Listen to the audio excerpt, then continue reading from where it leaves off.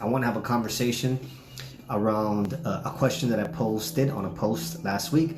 That is, what if you could control every single thought that you have in your mind? So you're going to definitely want to tune into this and jump in and kind of give your own opinions, give your own perceptions.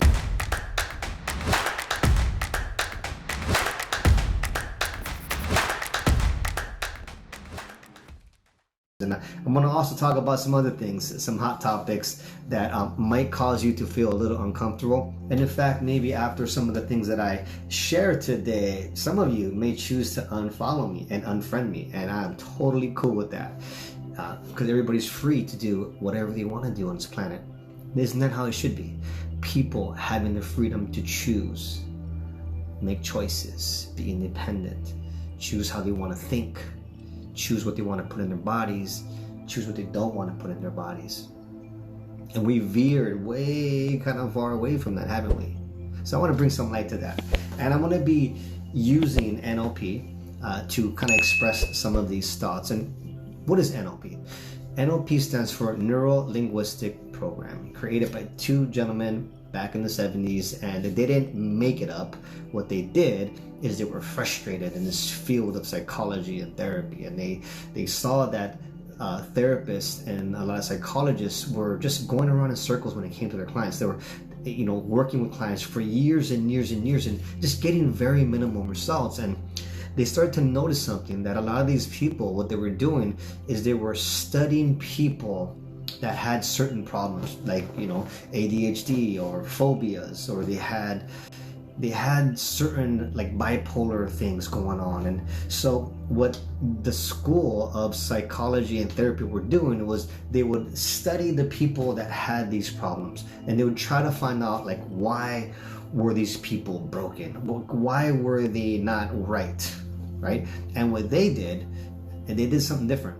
They started to study and look at the people who had the problem, who no longer had it, and they started to model and learn the strategy and the processes that they went through in order to get over the thing that they had. And then they began to put that into simple, teachable formats for people like you and I could go ahead and learn it. And learn how to get rid of a phobia, literally 10-15 minutes. How to let go of a belief that's been plaguing you and bothering you and holding you back for years. What's up, Greta? Good to see you. Like that. How to release a trauma. How to release an emotion that's like unwarranted fear. You know that fear that's like doesn't allow you to see things clearly? How to let go of that and just release that, like, for good. And that's what they began to do, is study. And we're not done learning about how to do those things. There's still many different schools of thoughts and many different modalities out there. And I'm not saying that the one I'm sharing is the only way. There's wisdom lies in many different schools. And I put a post and I said, what if you could control every single thought? And I got all kinds of interesting comments. Some people are like, it would be tiring. Oh my God, if I had to control every thought, are you kidding me? I'd be so tired. Some people was like, it would be amazing. I'm working on it. One person was like, it's not about controlling the thoughts, it's about having no mind and no thought. And there's all kinds of different answers to that. So here's what we know. Here's what I know based upon many years of research into this field of thought, in this field of how the mind works. I am absolutely obsessed with how the mind works. For those of you, I see Greta on here. Greta's been in one of my classes and one of my NLP trainings. And for those of you that have been in a class with me, you guys know, I love this work. Why am I obsessed with how the mind works? Well, it's like this. With mind, we create. With mind, we speak. With mind, our bodies run. With mind, your blood pumps itself, your cells are all in harmony, your heart is working, your organs are all being ran by your unconscious mind. Thank God. Imagine if you had to think about, gotta make sure my heart's still beating. It's done for you. That's mind. Mind is doing that. It's doing more than that.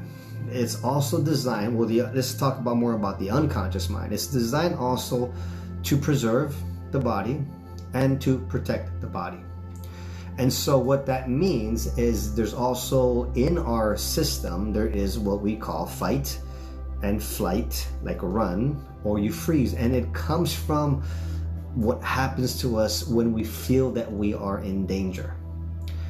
And when that happens, our system gets hijacked by this defense system. And again, we're going to either fight, or we're going to run, or we're going to freeze up. Animals do this stuff. We're part of the animal kingdom, so we have this interwoven within our biology.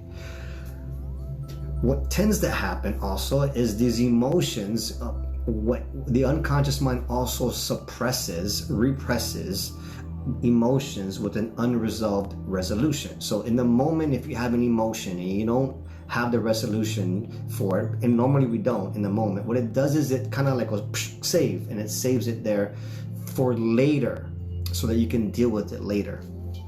But we're also taught, for the most part, that emotions, don't be emotional, don't cry. So then we kind of keep them bottled up, and they bottle up, and they bottle up, and they bottle up. And then those coupled with certain beliefs, when something we see that threatens us, we attack. We attack, and we will attack that thing or that person or that whatever from that space of fight or flight. Many people are living constantly in fear. Constantly living in that they think something bad is going to happen to them. And part of the reason why is because of a lot of the programming that we see on media and on movies and on TV. So we're constantly being bombarded with reasons why we should be afraid of things, of everything, right? So now you have this era that we're living in where there is this thing that's real. I'm not saying it's not real, but it's killing everybody, right? It's like the world's gonna end and all these people are afraid and this and that. And so what that does is that heightens this fight or flight response, which your adrenaline and cortisol levels get pumped to sustain this. If it's just for a few minutes or an hour, it's okay. Your body can recuperate. But when you're constantly in this fear that something is going to happen to you, what it happens is it actually lowers your immune system. Now, quantum physics talks about the observable effect. When they did this thing, the double helix experiment, and they began to look at particles and waves, they noticed that they behaved differently when they were observed. Meaning that we're constantly manipulating, all of us are constantly manipulating energy, matter. We're manipulating matter based upon our intention, based upon how we see things. So now I want to just let this land for you guys, right?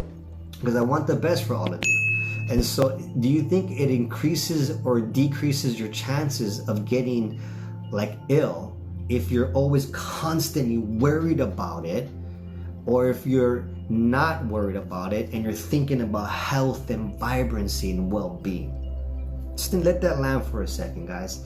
And so this presupposition of NLP that says respect other people's model of the world is saying this, is saying that we can have intelligent adult conversations, we can share data, we can share differences in opinions, and we can do it civilized.